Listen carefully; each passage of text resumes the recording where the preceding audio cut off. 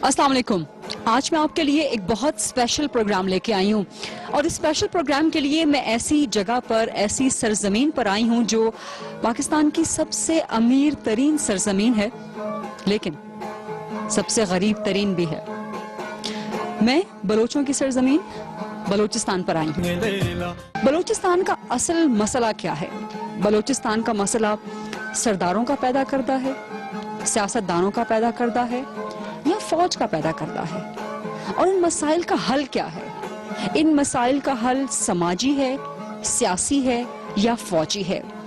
बलूचिस्तान में हम जो सुन रहे हैं आजकल, देख भी रहे हैं, बहुत हद तक अमन व अमान आ चुका है, लेकिन बलूचिस्तान में इस वक्त जो 5वीं इंसर्जेंसी चल रही है, इससे पहले की 4 इंसर्जेंसीज वो भी खत्म हुई। अमन व अमान का एक पीरियड आया और फिर एक नई इंसर्जेंसी शुरू हो गई। तो इस वक्त बलूचिस्तान में जो हमें निस्बतन अमन व सुकून नजर आता है, क्या वो किसी नए तूफान का पेश खैमा तो नहीं है? बलूचिस्तान का बड़ा मसला क्या है? हुकूक का ना मिलना, इंसर्जेंसी होना या फिर मिसिंग पर्सन्स? और बलूचिस्तान के वो कौन से हकाइक हैं कि जिनके बारे में बहुत कंफ्यूजन्स हैं, लोग उनको जानते नहीं हैं या लोगों तक वो हकाइक पहुंच नहीं पाते? और क्या वजह है कि बलूचिस्तान अभी तक एक कौमी इशू नहीं बन सका और बलूचिस्तान के मसाइल एक कौमी नैरेटिव नहीं बन सके? ये सब वो तमाम संजीदा लेकिन बहुत अहम मौजू हैं, बहुत अहम सवालात हैं जो आज के इस खास प्रोग्राम में कोयटा से हम आपके सामने लेकर आएंगे।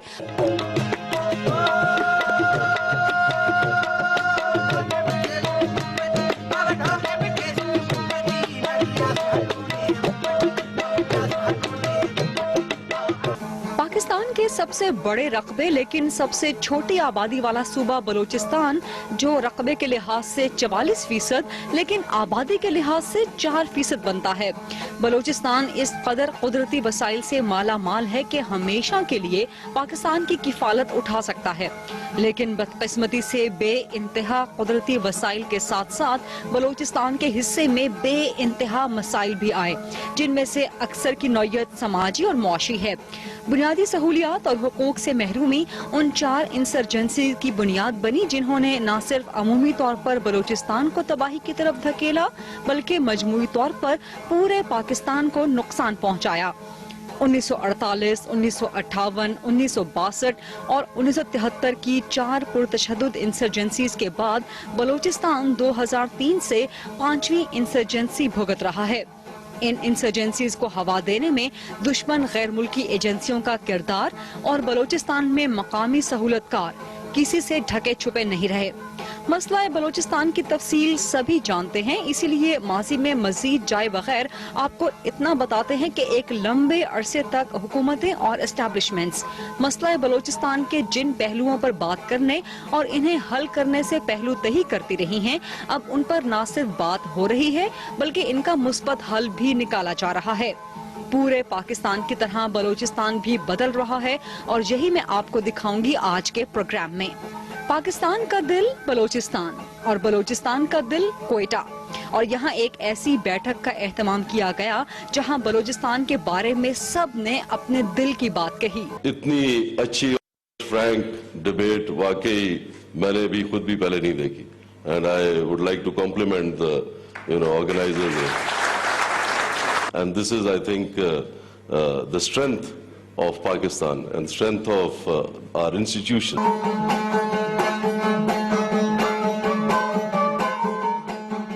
बतौर वज़ीर आला आपके सामने क्या इमीडिएट चैलेंजेस हैं?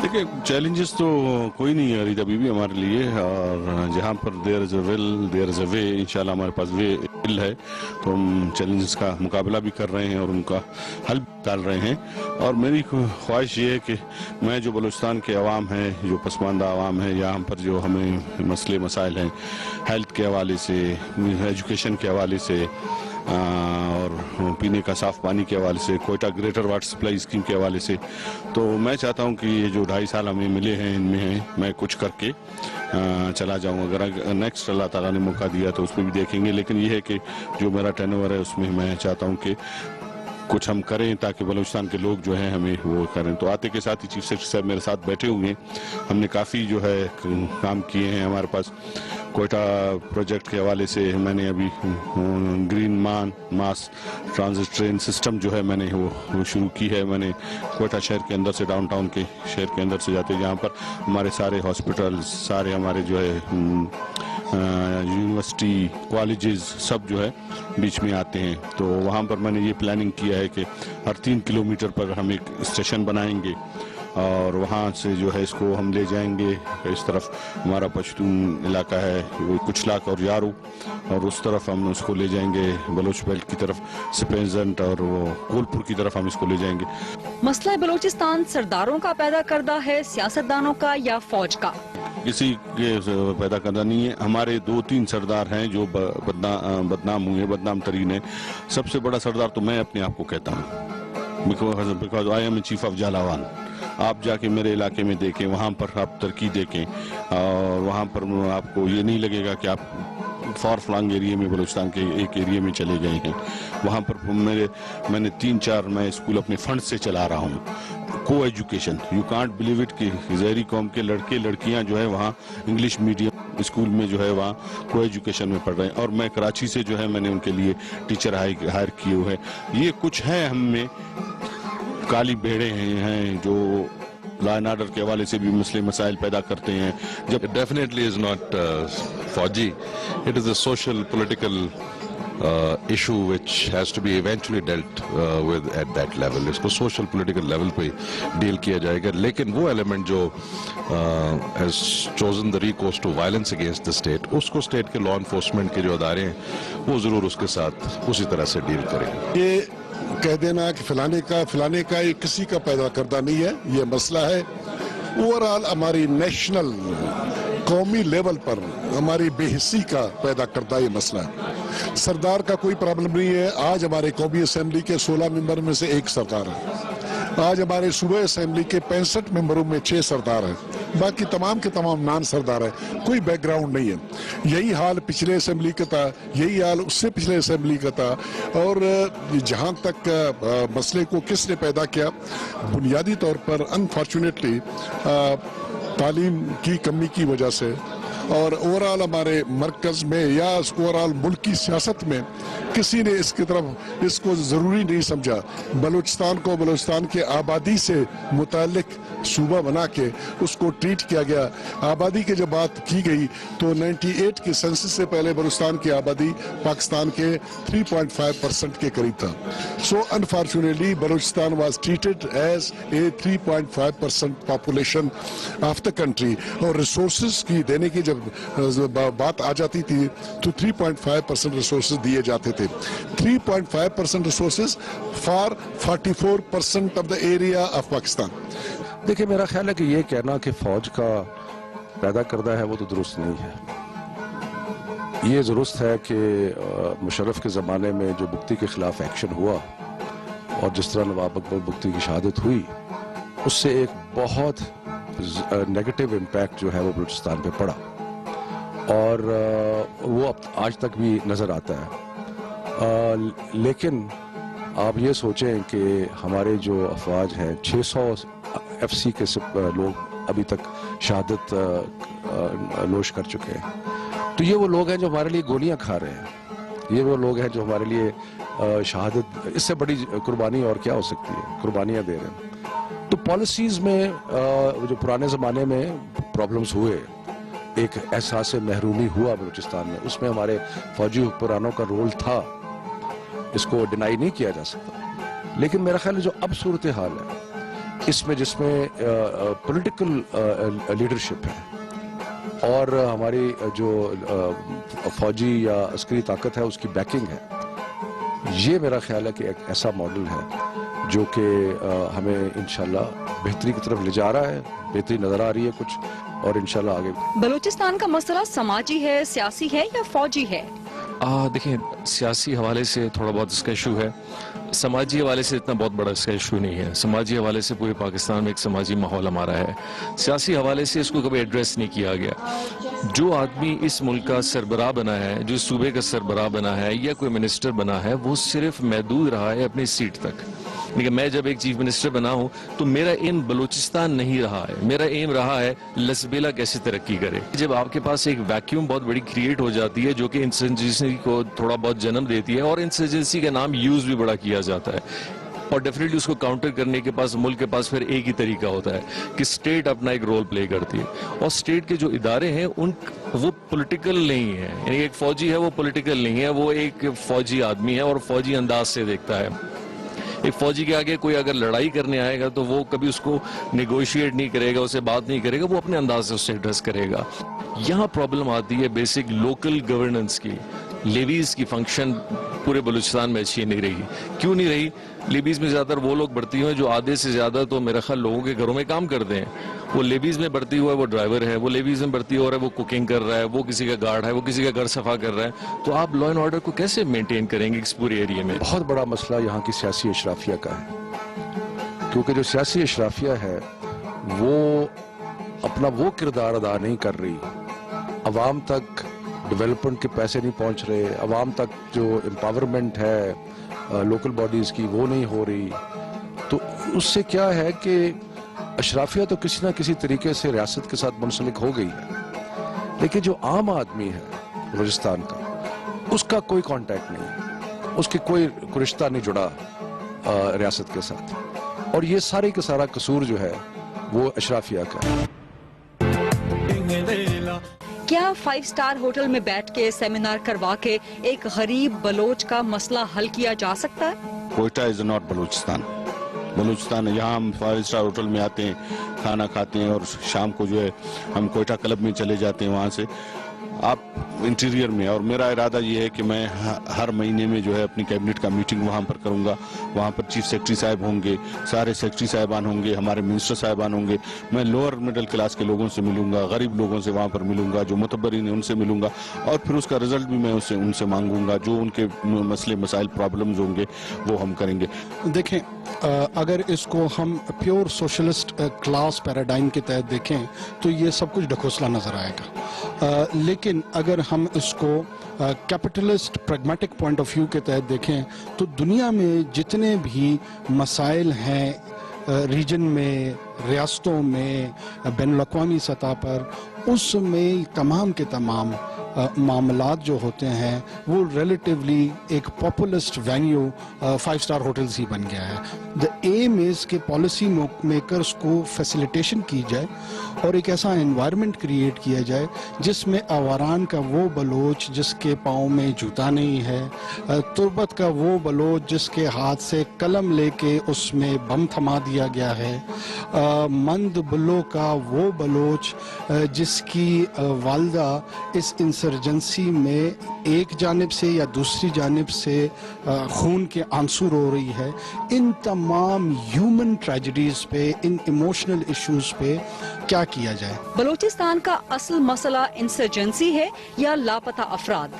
ہمارے مسئلے جو ہے وہ ڈیولپمنٹ کے مسئلے ہیں. ہمارے ڈیولپمنٹ کے مسئلے ہیں. جب ہم اپنے لوگوں کو ڈیولپمنٹ دیں گے, ہم اپنے لوگوں کو جو ہے ایجوکیشن دیں گے, ہم اپنے لوگوں کو ہیلتھ فیسلٹیز دیں گے, ہم اپنے لوگوں کو پینے کا صاف پانی دیں گے, ہم اپنے لوگوں کو روڈز دیں گے, ہم اپنے لوگوں کے لیے دوسرے فیسلٹیز کریٹ کریں گے, تو آٹومیٹکلی جو یہ چیزیں ہیں وہ خود بخود پیچھے چلی جائیں گی. بلوچستان کا جو بڑا مسئلہ ہے وہ basically the causes of insurgency is not insurgency is an expression of something جو کہیں پیچھے غلط ہوئی ہے. وہ ڈیولپمنٹ ہے, وہ کامن آدمی کی ڈیولپمنٹ ہے جس کو ایکسپلائٹ بھی کیا گیا, یوز بھی کیا گیا.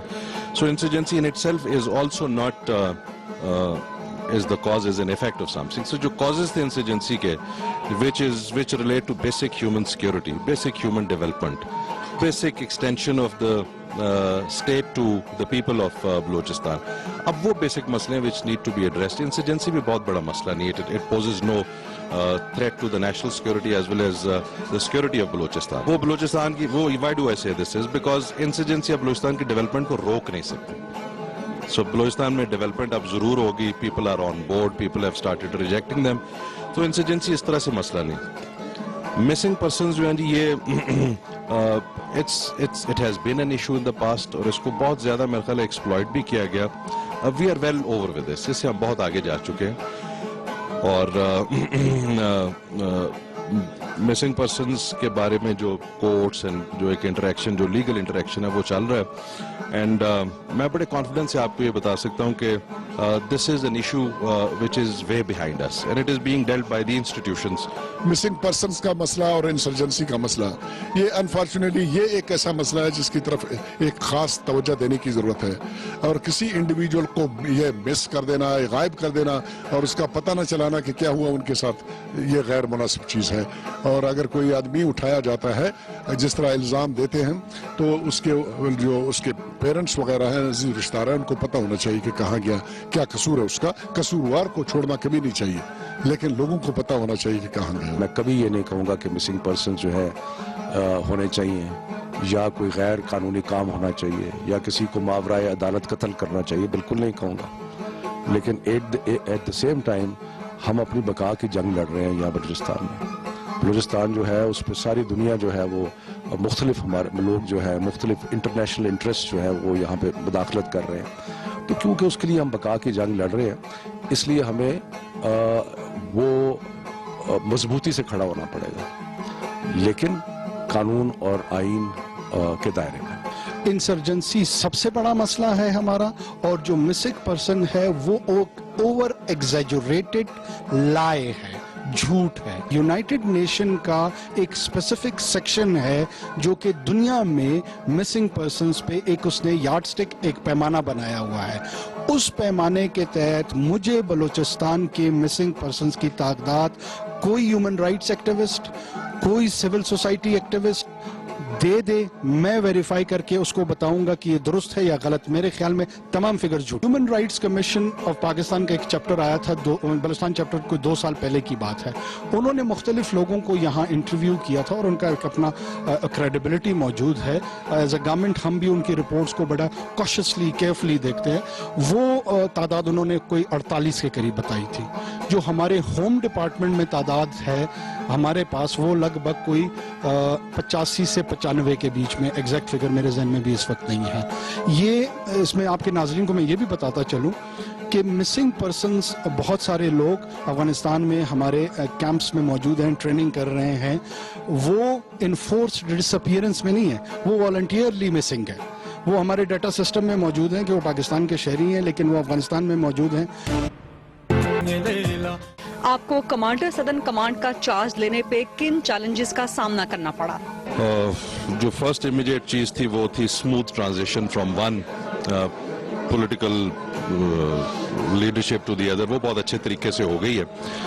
ابھی جہاں پہ پچھلے 2.5-3 سال میں بہت اچھا کام ہوا, we have come to a certain level, کسی ایک خاص جگہ تک ہم پہنچ چکے ہوئے ہیں. وہاں سے آگے بہت سارا focus, main focus will be on development پہ, an extension of the governance to those areas جہاں پہ گورننس ابھی تک افیکٹولی پہنچ نہیں سکی, جس کی وجہ سے لوگوں کے بیسک گریوینسز ہیں ایجوکیشن کے, ہیلتھ کے, ان کو ایڈریس کرنا بہت ضروری ہے. اور اس میں سیکیورٹی کے حوالے سے will provide all the help and assistance to the government so that they can extend their governance and development to those areas which require this.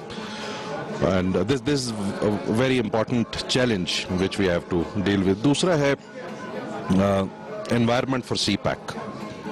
China-Pakistan Economic Corridor is a very big opportunity for Pakistan and the region. اور اس میں سے بہت بڑا حصہ بلوچستان کے اندر سے گزرتا ہے اور بلوچستان سے ہی جا کے وہ فلی ایکچولائز ہوتا ہے if Gwadar comes into being and rest of the infrastructure behind Gwadar comes into being.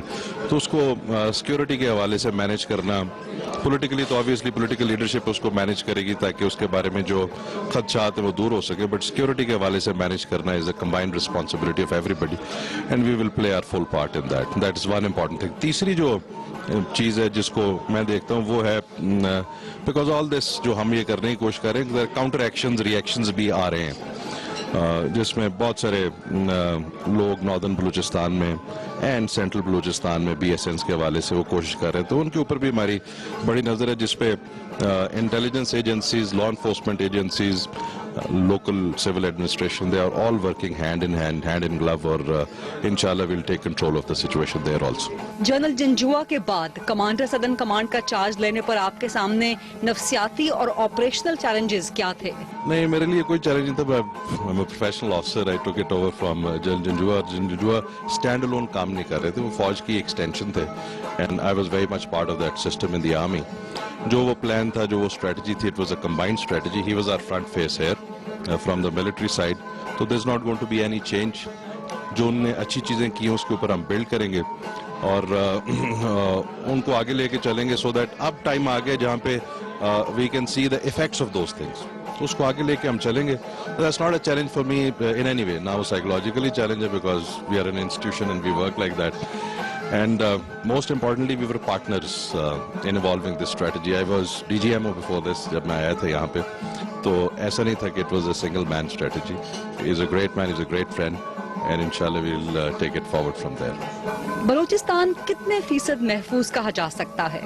जी, इसमें आप ये देख लीजिएगा कि बलूचिस्तान का एक अपना Balochistan is very different from the rest of the country. इसमें 6% एरिया जो है that is A area, which means कि यहाँ पे पुलिस वहाँ पे ऑपरेट कर सकती है. 94% ऑफ बलूचिस्तान जो है यहाँ पे पुलिस ऑपरेट नहीं करती. यहाँ पे लेवीज हैं या फेडरल फोर्सेस FC है, वो ऑपरेट करती है, और system of law enforcement is very different from the rest of the country.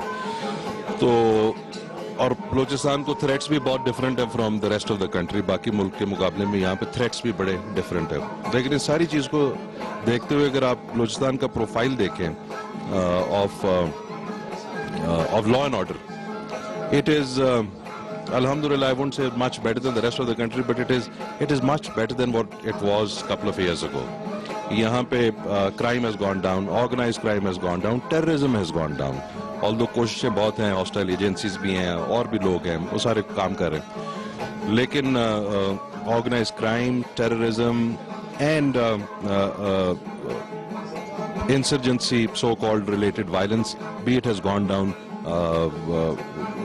as compared to last couple of years. So this is a big achievement और इससे हम इंशाल्लाह बिल्ड करेंगे. और बलूचिस्तान के नुमाइंदे विफाक के सामने अपना केस क्यों नहीं लड़ सकते, या विफाक उनकी सुनता नहीं, ये शिकवा है क्या? वफाकी हुकूमत का अभी कोई प्रॉब्लम नहीं है. 18th अमेंडमेंट के बाद, 7th NFC अवार्ड के बाद तमाम के तमाम रिसोर्सेज अब सूबों के डिस्पोजल पे दिए जा चुके हैं. लेकिन बाकी एडिशनल रिसोर्सेज की जब बारी आ जाती है तो बलूचिस्तान का अनफॉर्चुनेटली 5% रिप्रेजेंटेशन है वहाँ पर, वो कुछ कर पाते नहीं है. ब्यूरोक्रेसी की बदमाशी होती है, रिसोर्सेज आते हैं फिर भी विड्रॉ हो जाते हैं. PC1 नहीं बना, PC2 नहीं बना, ये हुआ वो हुआ. अनफॉर्चुनेटली कैपेसिटी इशू एक बहुत बड़ा है पॉलिटिकली, बहुत बड़ा. जो हम मिनिस्टर्स बनते हैं या जो हमारी जो लेजिस्लेचर्स हैं, मैंने देखा इस्लामाबाद में अपना केस प्लीड नहीं कर सकते, और अगर प्लीड भी करते हैं तो उनके पास दो सिनारियोज हैं, आइदर दे डोंट स्पीक, या अगर बात करते हैं तो बहुत जज्बाती एक्सट्रीम पे चले जाते हैं. मिडिल वे में नेगोशिएट करने का बात या मसले को हल कराने का तरीका नहीं है. किस तरह करना होगा कि आपको उधर आना होगा, अपनी केसेस को देखिए, ब्यूरोक्रेटिक कहें, एडमिनिस्ट्रेटिव कहें या एक सिस्टम का हिस्सा कहें, आपको अपनी चीजें प्रोसेस कराने में एक तरीक़ेकार होता है. हम ये फील करते हैं कि हमारा वो बड़ा ईजी हो जाए, जो कि आजकल के दौर में नहीं होता. आपको वहाँ आना होगा, प्रोसेस करना होगा. PND है, फाइनेंस है, मिनिस्टर्स हैं, हर इदारे में आपको यहाँ पे अपनी गवर्नमेंट की पॉलिसी को बड़ा मैं प्रोविंशियल गवर्नमेंट बात कर रहा हूँ कि प्रोविंशियल गवर्नमेंट अगर अपना किरदार फेडरेशन में स्ट्रांग रखे, वो इससे ज्यादा काम ले सकती है. मैं इसकी छोटी मिसाल दूंगा. मियां नवाज शरीफ साहब ने पहले साल के बजट में PSDP में 15 अरब रुपए बलूचिस्तान के लिए एज ए स्पेशल पैकेज रखा था. एक साल तक उसमें से 1 रुपया खर्च हम नहीं कर सके बलूचिस्तान में. वो लैप्स हुए, वापस चले गए. Now a big question mark, ये 15 अरब रुपए अगर पूरे बलूचिस्तान में खर्च होते, ये एक बहुत बड़ा रिलीफ दे सकते थे. क्वेटा बन सकता था, सोलर के हवाले से आप ट्यूबवेल्स लगा सकते थे, कॉलेजेस बना सकते थे, स्कूल्स बना सकते थे, हॉस्पिटल्स को कर सकते थे. आपने लैब्स क्यों किया? इस वजह से हमारी कंसेंसस डेवलप नहीं हुई हमारी कोalition के अंदर. और जब डेवलप भी होगी तो हमें ये पता नहीं था कि इस पैसे को हम खर्च कैसे करें, कि हमारे MPs आगे कि जी इसका शेयर हमारे पास होना चाहिए, MNAs ने कहा हमें ज्यादा मिलना चाहिए. तो वो क्या हुआ कि वो इतना डाइल्यूट हो गया कि वो स्पेंड ही नहीं हो सका. बलूचिस्तान के मसले का हल क्या है? जब तक स्पेशल फंड्स का बंदोबस्त नहीं है, स्पेशल डेवलपमेंटल ऑफेंसिव लॉन्च नहीं की जाएगी, अलॉन्ग विद द ऑपरेशन जो मिलिट्री ऑपरेशंस हो रहे हैं, अलॉन्ग विद दैट एक मेजर डेवलपमेंटल ऑफेंसिव जब तक लॉन्च नहीं होगा, ये मसला उसी तरह से रहेगा। और इसके लिए रिसोर्सेज पैदा करने की जरूरत है। फेडरल गवर्नमेंट खैरात में कम दे सकती है, बलूचिस्तान के रिसोर्सेज को एक्सप्लोर करने की रिक्वायरमेंट है, एक्सप्लॉइट करने की रिक्वायरमेंट है। बहुत पैसा है यहाँ पर। मेरी बड़ी ख्वाहिश होगी कि ये प्रोविंशियल गवर्नमेंट जो अभी आई है, सबसे पहला काम ये करे कि जितने भी डिस्ट्रिक्ट के एडमिनिस्ट्रेटिव्स डीसीज हैं, उनकी जिम्मेदारी विद द न्यू इलेक्टेड डेवलूटेड जो हमारी लोकल बॉडीज हैं उनके साथ एंड प्लस उनकी जितनी भी लेजिस्लेटिव प्रोविंशियल एमएनएज हैं, और एक समाजी माहौल में एक सिस्टम डेवलप करें कि वो पार्टिसिपेट करें and they make sure whatever funding is coming from the province, development sector हो, सर्विस सेक्टर हो या कोई भी हो, वो डिलीवर हो रहा हो एक, और उस पर अकाउंटेबिलिटी हो। आप समझें कि 65 to 70% आपके बलूचिस्तान के बहुत सारे मसले यही हल हो जाते हैं। इसी के साथ it has to be with justice, क्योंकि अभी जस्टिस ये है कि जाम कमाल का अगर पार्टी का बंदा है तो उसको जस्टिस मिलेगी, लेकिन अगर मेरा जो ओपोनेंट होगा उसको नहीं मिलेगी, क्योंकि आई मेक श्योर कि डीसी साहब आप बिल्कुल इनके साथ सख्ती करें ताकि they should come to my party.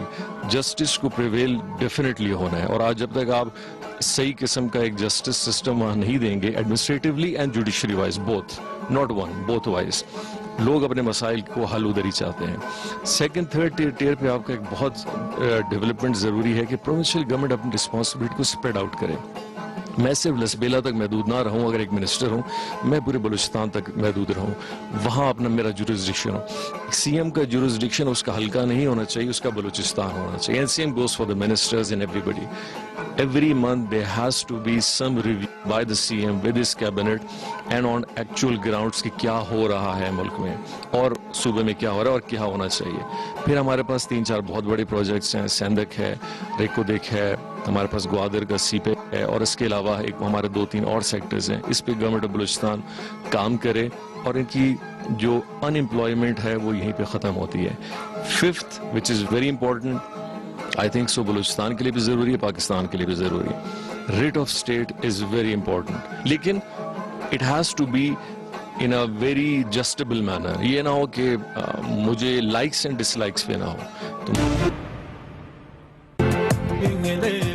Pakistan Tehreek Insaf Balochistan की तरक्की में क्या किरदार अदा कर सकती है? बलूचिस्तान के अंदर अब हम एक आवाज़ उठा रहे हैं, और इस सेमिनार में भी मैंने आवाज़ उठाई है, और हमारे जो नुमाइंदे हैं वो भी उठा रहे हैं। लेकिन हकीकत ये है कि चाहे बलूचिस्तान ख़ास तौर पे, लेकिन सारा मुल्क जो है, जब तक आपका आम आदमी रियासत के साथ अपने को फ़ायदे नज़र नहीं आते उसको, उसमें एक शक ही रहेगा कि रियासत मेरे लिए क्या कर रही है, क्या मेरे बच्चों को स्कूल में पढ़ाया जा रहा है, क्या मुझे कोई हेल्थ ट्रीटमेंट मिल रही है, क्या मेरे घर के सामने कोई सड़क जो है वो किसी ने बनाई है, क्या मुझे साफ पानी पीने का मिल रहा है। लोग तो ये देखते हैं, और अगर ये रियासत करना शुरू कर दे कि मैं आपको यकीन से कहता हूं कि जो भी सियासी आइडेंटिटीज हों लोगों की, जो भी आप नेशनलिज्म की बातें कर रहे हैं, लोगों को अगर अपने घर के इर्द गिर्द अपने जिंदगी में फर्क महसूस होगा तो फिर ये सारी चीजें जो है वो खत्म है। बलूचिस्तान में हालात की बेहतरी का क्रेडिट आप वज़ीर आज़म को देंगे?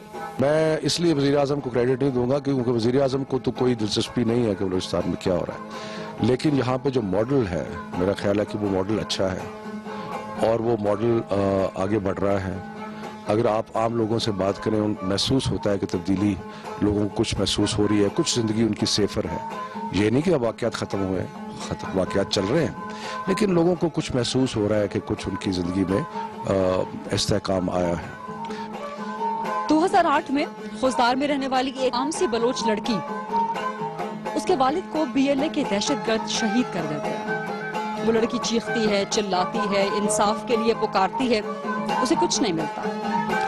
2013 में वही BLA के दहशतगर्द उस लड़की के भाई को शहीद कर देते हैं। वो लड़की फिर चीखती है, चिल्लाती है, इंसाफ के लिए पुकारती है, उसे कुछ नहीं मिलता, लेकिन उसे अपने भाई और अपने बाबा की शहादत का बदला तो लेना है। उसने बंदूक नहीं उठाई, वो दहशतगर्दी की तरफ माइल नहीं हुई, उसने कोई मुतशद्दिद रास्ता इख्तियार नहीं किया।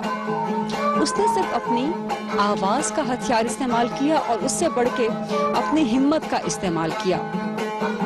मैंने आपको 2008 और 2013 का वाकया बताया कि उस लड़की के बाबा और भाई की शहादत हुई, और आज आप 2016 में आ जाइए तो वही लड़की निहत्ती जिसके हाथ में कुछ नहीं है, जो अकेली है, जिसे बलोच मुआशरे, जो कि एक रिजिड मुआशरा है खवातीन के लिए, जहां खवातीन का आगे बढ़ना नामुमकिन नहीं, बहुत मुश्किल है, उसमें वो लड़की सामने आती है और कोयटा जैसे शहर में एक बहुत बड़े इवेंट, एक बहुत बड़े सेमिनार के इनेकाद में मदद करती है। उस सेमिनार के इनेकाद की ऑर्गेनाइजर बन जाती है और उस सेमिनार में ना सिर्फ पूरी बलोच क़यादत, चाहे वो सियासी हो चाहे वो अस्करी हो, बल्कि विफाकी क़यादत भी शामिल हो जाती है उस लड़की के साथ। तो वो लड़की जिसने 2008-2013 में अपने बाबा की, अपने भाई की शहादत के बाद अकेली आवाज उठाई थी, उसने किस तरह से मुल्क की तमाम बड़ी आवाजों को अपने साथ मिला लिया, ये मैं आपको नहीं बताऊंगी।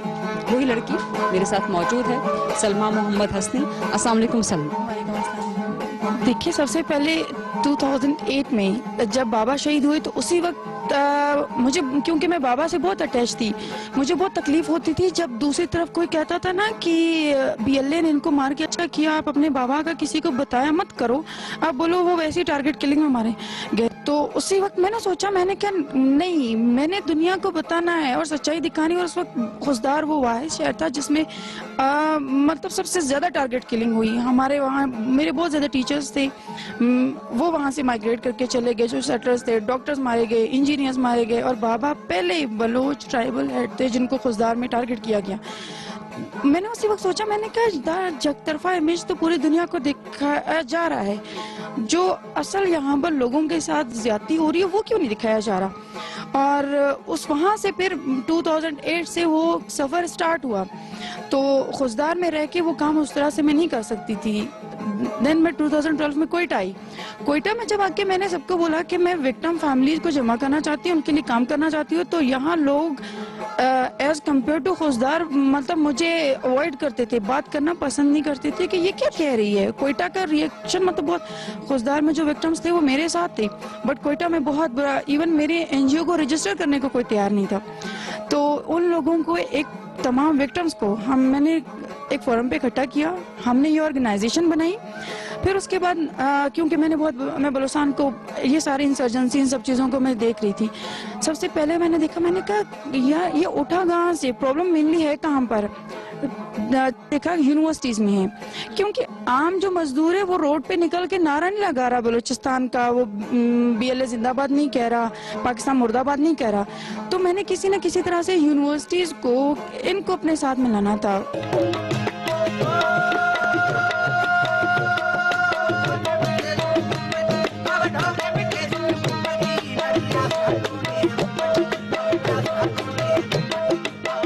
जीवे जीवे नूरिस्तान, जीवे जीवे पाकिस्तान।